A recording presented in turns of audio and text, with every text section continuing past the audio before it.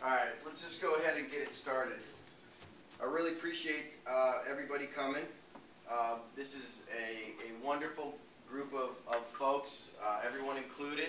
I really wanted to thank you all for taking a leap of faith with me and all getting involved.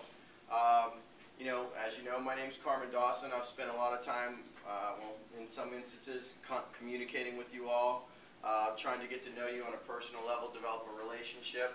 But the point of the program is to help you all, develop into your full potential. We're focusing on your professional goals and even in your personal goals. I work with entrepreneurs of varying degrees over the last couple years. In some instances, entrepreneurs might have a tooth problem that, since they don't have health insurance, it's been, nagging at them. It's affecting the quality of their work and the way they go to the marketplace. And I have some understanding of different programs that are offered through the government, so I was able to help folks get a tooth pulled, acquire glasses, do different things. Hey, but I'm just letting you know, that's Erie, PA, and entrepreneurs, I'm telling you, some have health insurance, some don't, okay? People have their wives' stuff to lean on a lot of times, and that's great, but other times there's folks that have one of them toothaches and stuff like that. So the fact is focusing on how to help you reach your full potential is my focus, my goal. It's not more. It's really no more complex than that. So a lot of you all know my background, but let me just start. Again, my name's Carmen Dawson. I'm from Erie, Pennsylvania. I went to Slippery Rock College to be a physical therapist. I left with a communications degree, and I shortly thereafter, graduating from school, went to Erie, PA. Anybody familiar with Erie, Pennsylvania here? It's on the opposite side of the state, the exact opposite side of the state. So it has about 160,000 people in the city, 280,000 in the county. It's the 99th poorest city in the state. It's the 4th largest, okay? It has the poorest minorities in the nation per capita nearly, and it's measured in home ownership and car ownership. Oddly enough, it has the poorest minorities in the nation, but it has one of the lowest crime rates. So it's a phenomenon, but most of the men of color are in jail. Okay, flat out. So fact is I moved back to Erie, Pennsylvania after I came to, well, let me skip back. I graduated school, came back to Erie, Pennsylvania, and there was not a ton of jobs, as you can imagine. I actually became a repo man. Little old me, squirrely as I am, I'm like, making plans to take stuff back, in some instances, we even repoed bunk beds and stuff like that. It was a really odd market, but the fact is, jobs weren't great. So, fortunately, I was inspired and motivated by some of my fraternity brothers that were achieving some layers of success at a company called Unionet in the greater Washington, D.C. area. So I took a leap of faith and I went down there and tried to get involved in the technology space, and had certain experiences with success. Was #1 performer for a couple different companies in the nation, and I thought things were going really great, and I thought I had a functional understanding of how to do things. And then I developed Lyme disease that went undiagnosed for 3 years, and my friend says I went from a pimp to a gimp. I couldn't use my hands. I couldn't walk for 19 months. I had an in-house nurse. I was on short-term disability. And, I went from hero to near zero very fast. And so my parents said, hey, come back to Erie, Pennsylvania. Let's regroup. Let's figure out how to take what your transferable skills are and let's put them to work. And since I had a modest, tenure in selling Cisco and bandwidth and things of that nature, my inclination was to go with that space right off bat. But the fact of the matter is, upon coming to Erie, Pennsylvania, I realized that the opportunities weren't as abundant coming back to Erie. I noted that I wasn't really that interested in voice, video, and data projects after I nearly passed away. So fact of the matter is I had to re-engineer my entrepreneurship education. And I had to figure out what the heck I wanted to do with my life and what I was passionate about, because I now have rheumatoid arthritis, my life has changed, things are more challenging, so I had to focus my time and energy around doing things that I liked, that I cared about. So fast forward, after using volunteerism to get my foot in the door with a lot of agencies such as economic development agencies, career and tech schools, universities, I figured out that I wanted to get involved in revitalization, trying to help the community move forward. I didn't want to read any more reports on poverty and lack of jobs. I wanted to be a part of the creation of jobs. So full on committing to entrepreneur education, entrepreneur technical services is what I did.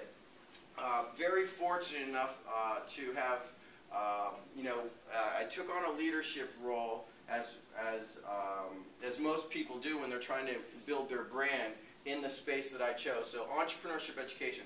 So I chose to be the state director for National Entrepreneurship Week and Global Entrepreneurship Week that the Kauffman Foundation's put on. So my company put forward the cash to travel around and have events and to bring entrepreneurs, innovators, funders together in all these different communities with the hopes of building a statewide network that we all collaborated on projects so we could move different regions forward.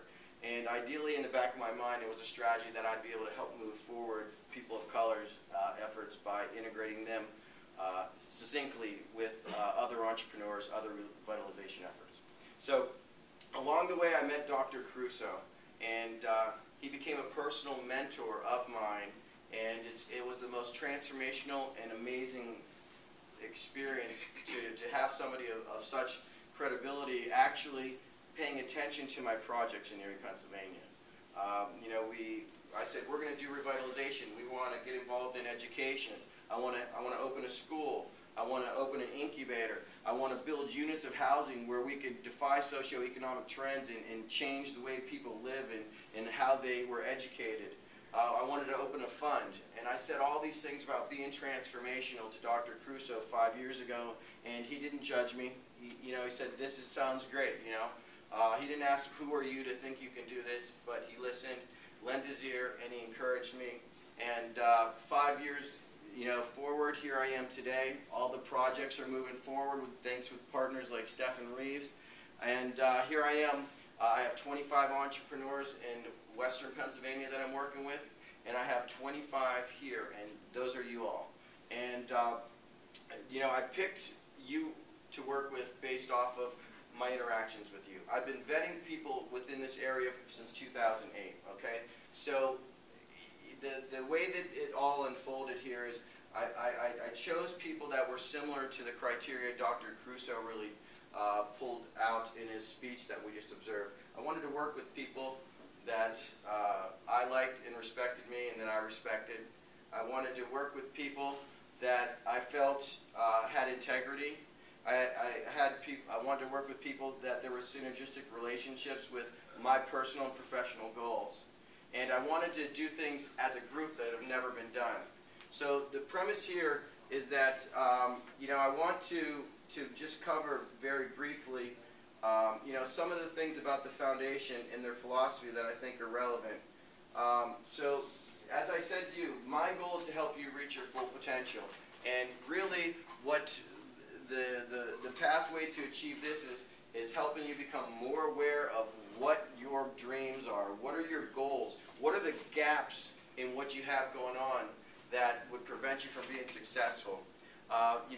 You need to have a dream, you need to have determination, and you need to be able to find ways to get people to buy into your dream so that it has a higher probability of becoming a reality. When we talk about mentoring, if you could just read through the screen, I want you to please look at those criteria and kind of put those into position in your own life in terms of how and what mentoring relationships are and what they're supposed to be.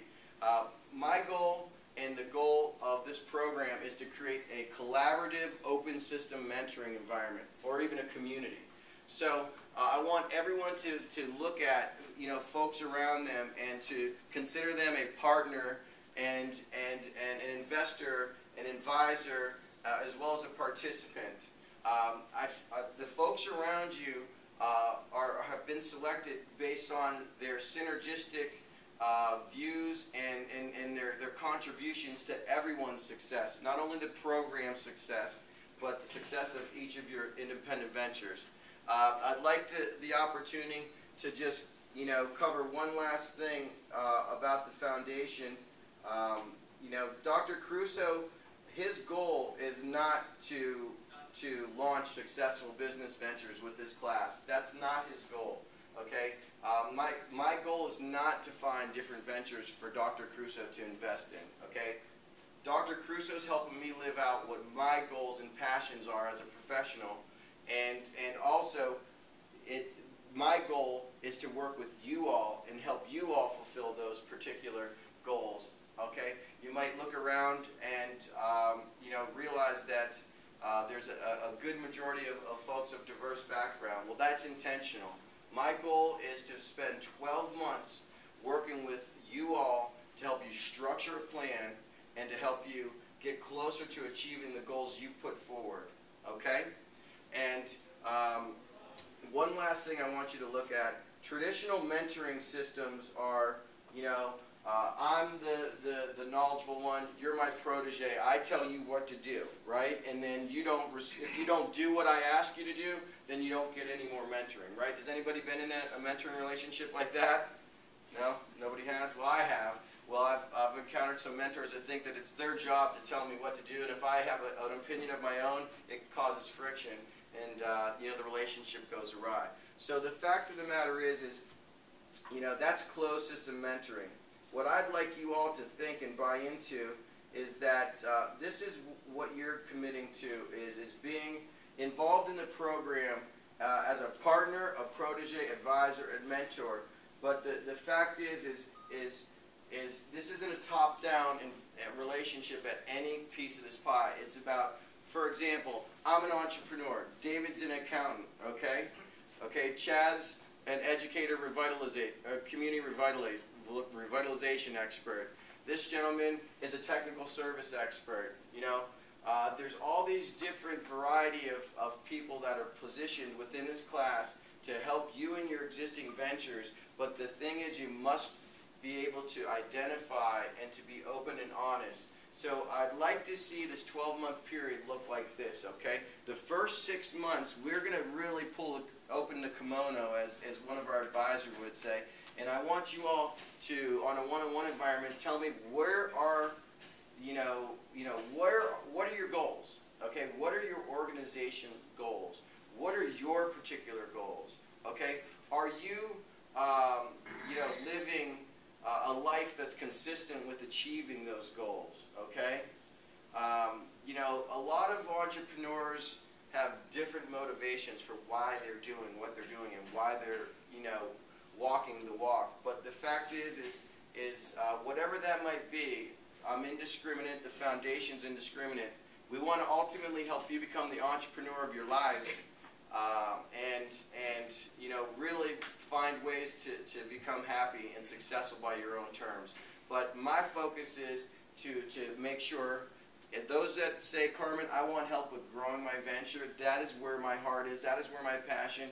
We're going to structure a plan to help you get there, but you're the driver. So the fact of the matter is, you know, you're the center of this relationship, and you need to be able to reach out to mentors and to make them aware of how you want to move the relationship forward and what is the mutual benefit to each of them.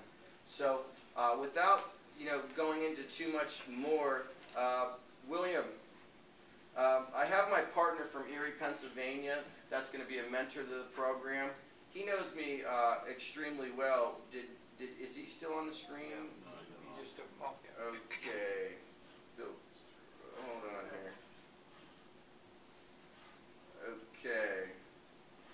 Could you come here? John, could you come here, my friend?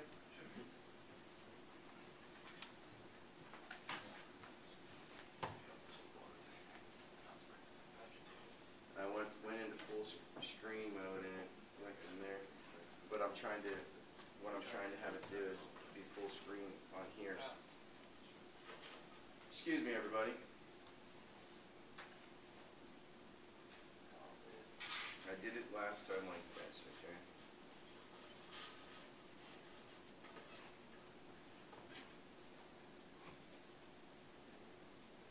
So I just click that and it goes. Alright, we'll just turn it on around, if that's okay.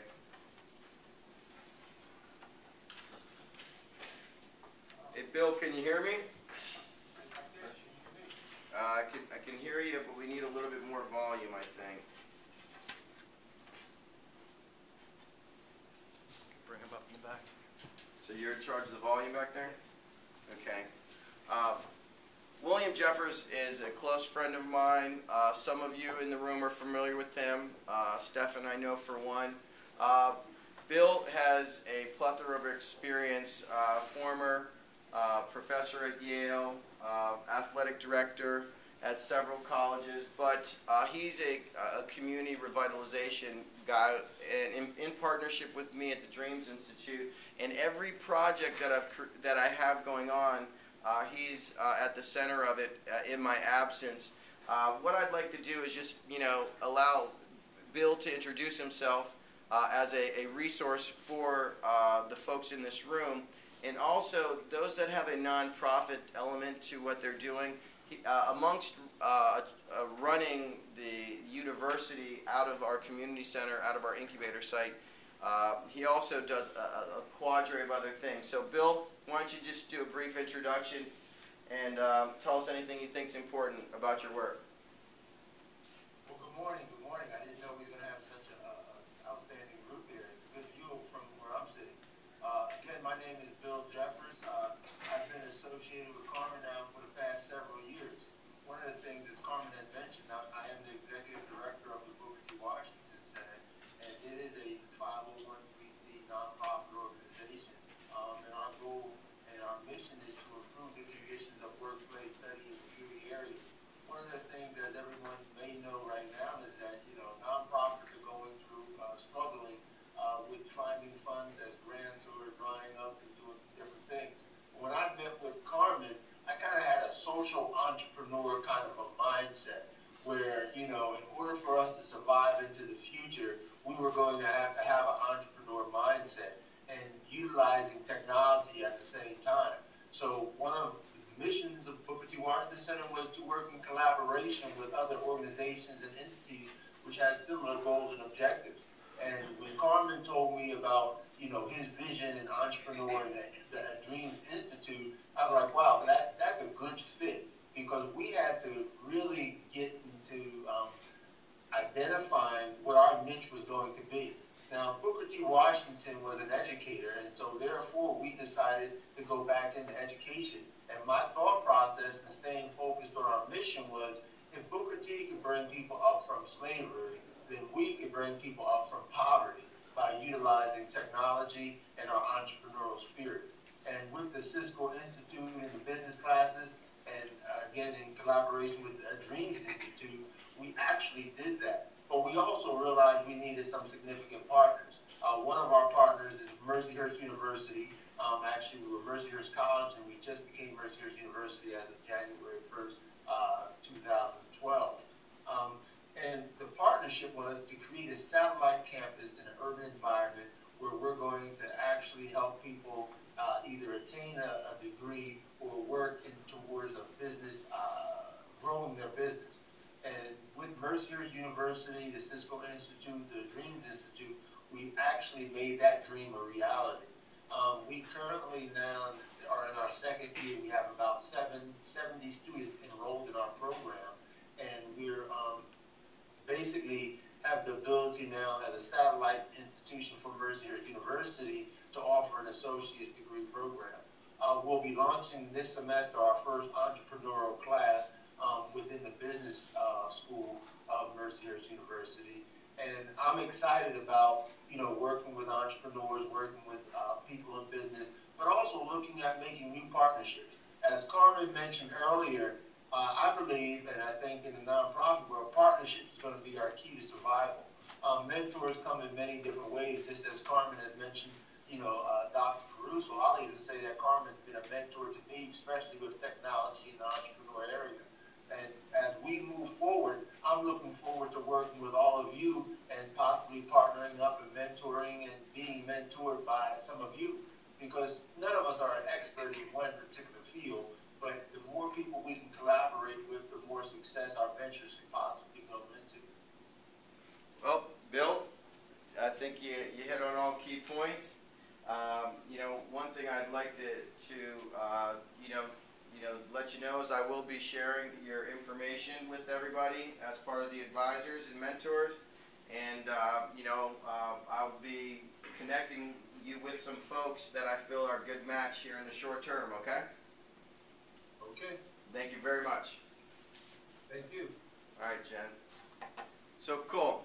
So moving forward, the discussion today and what Lawrence and I felt would be a really good mix is I wanted to peel the onion back and then talk about mission. Okay, like do you guys really have a mission, or are you creating technology?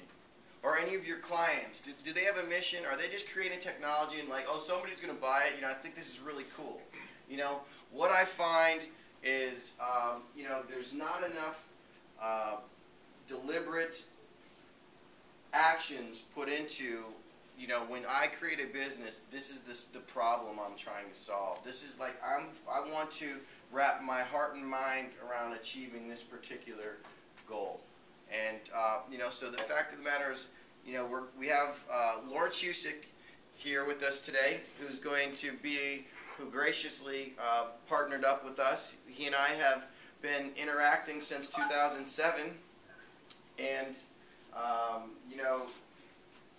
2007 we actually connected. I was running the global entrepreneurship activities for the state, and I was trying to find the best of the best speakers and educators and entrepreneurs in the state. So he happened to be someone that was highly publicized at the time for being a fellow at the Foreign Policy Research Institute, and he was very versed in the field of innovation, but also he had a spirit of giving back. He was always doing projects that were youth-driven, and at the time he had a model where they were speaking to kids across the nation about the field of innovation, if I can even call it a field. But so the fact is he and I developed a strong relationship. We weren't like the, hey, let's talk every day type guys, but when there was something of substance, I knew that I could count on him. We had this opportunity to move forward with you gentlemen in an organized fashion, and he being an innovation professor at Johns Hopkins University, the Masters in Engineering program. He's an IP attorney at Lipton Weinberger in Husick. Husick, Lipton Weinberger, hey, that's you. Hey! And he's an inventor, I would say, and a serial entrepreneur, and a wonderful guy. So he's agreed to be a part of the program, and today we're going to talk a little bit about the mission, okay, of your organization based on an activity and exercise that he created. But more important, I'm ready to go through and have everyone introduce themselves, okay? There's a cadre of partners here, as well as some folks that are just trying to be entrepreneurs and get what they want out of the program as participants. So without further ado, I'm going to go to Lawrence to introduce himself. But I first want to start with Fred Hawkins. Does everybody know Fred? Hey, Fred. Hi, everybody. All right. I'm not going to overtalk Fred because he'll introduce himself in his own venture. But the fact of the matter is we have this wonderful place where there's different cameras positioned, and what I'd like you to do, we're going to go through our partners, our lead partners, and then participants. But be conscientious that you're being recorded. We might be able to pull from the video recording your particular piece of the pie, and you might be able to be repurposed. So what I'd like to do, and Lawrence, if you don't mind, we'll get back to you, since I was so verbose about your many talents. we'll start with an introduction from Fred, please. So I guess I'm introducing my company. You're introducing your company, as well as Fred is one of our lead mentors and resides on our premise in Villanova as one of the tenants. So he'll be on site to help to support you all. Okay. My name is Fred Hawkins. I founded a company called Easy Copay. We automate consumer healthcare payments at pharmacy. We do that so that we can deliver convenience and savings to pharmacy customers, enable pharmacies to build loyalty with their customers, and enable us to deliver offers and savings that pharmacy customers won't normally have access to by being professional shoppers for them, interceding on their behalf on transactions when they receive a co-payment request through us from their pharmacy. So we believe that a customer who uses our service can save over a couple $100 a year if they're using a name brand medication where we can find offers and savings for them. I founded the company about 7 years ago. We had to reinvent ourselves after the IRS sort of moved the goalpost downfield, as I like to describe it. We originally had a compliance service that we offered and had to change that to a convenience benefit for pharmacy customers because the IRS regulations surrounding or relating to the compliance issue that we were dealing with had been changed as we were introducing our product. So with that, our product is actually it's doing really well in the market right now. We are building a network very quickly. We launched with Publix, which is 859 stores in the Southeast. We've recently signed with Costco, and we'll be taking them live in the next couple of weeks. My guess it'll be next week, actually.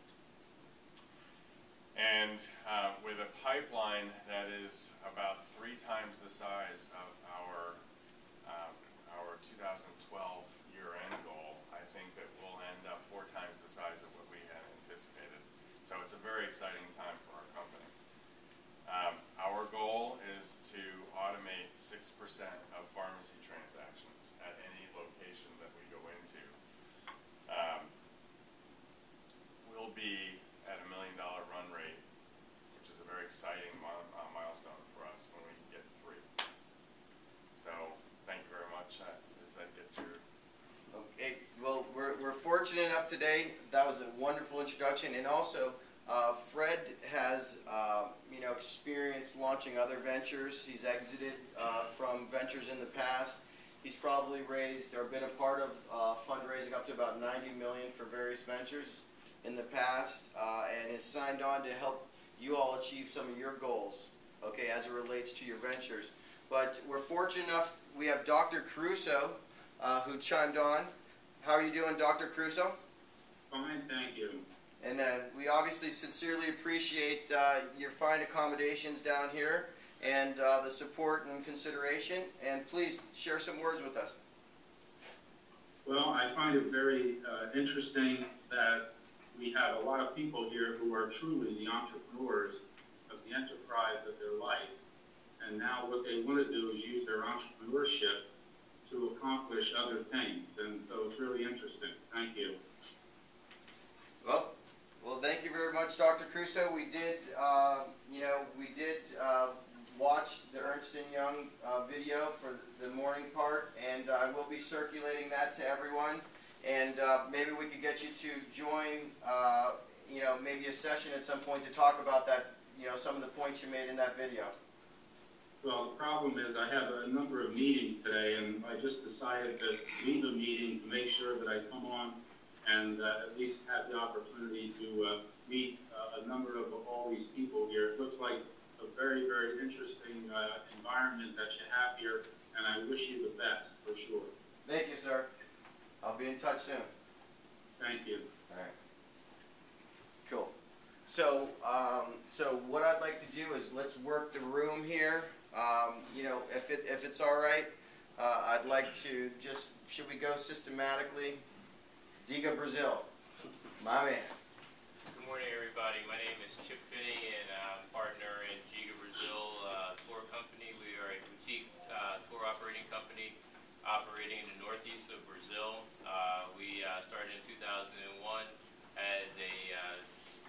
owner-operating company working just with families in traditional vacations. Since 2008, we've been helping Brazilian companies do business in the United States, and United States companies do business in Brazil. And we see, and that was as the goalposts got moved down the field because of the economic crisis, and that traditional vacations kind of went to the side. But as Brazil was growing as a business opportunity, business folks started coming our way, looking for the same services, just on a business side, a concierge business side. So we look at that, and that actually has expanded our possibilities far greater than we ever thought the vacation. So a negative has turned into a potential positive, and that's why we're here. I say we're here because I represent the folks here in the Philadelphia area as well as in Brazil. That we're here to learn about how technology can position us to take advantage of the opportunities that Brazil has. Garland. Good morning. I'm probably a little different from most of you guys or all of you. I am a technology writer. I'm also an engineer. I'm also a lawyer. And as we're on my home, I'm a sailor, a submariner. I got into technology left-handedly. That is, almost all of my teachers through 12 years of K-12 school told me I could not have the dream to be the scientist I wanted to be. Well, I was the best science student in the room. No, I was the best science student in the school, in every school I attended. Moving from Chester Township, Pennsylvania, to Chester, Pennsylvania, to Philadelphia. You know, junior high school and high school. But my counselors at graduation told me, the valedictorian and class president and soccer letterman and honors winner and award winner in French, that I needed to give up my dream to be an engineer because I didn't quite have the right brains. Well, I got there by being a sailor, joining the Navy here, when my father joined the Navy, when my father built ships. And later decided, after I was deeply involved in technology, I wanted to write about it and explain what clearly was a revolution. We call it the information highway today, we call it the technology revolution.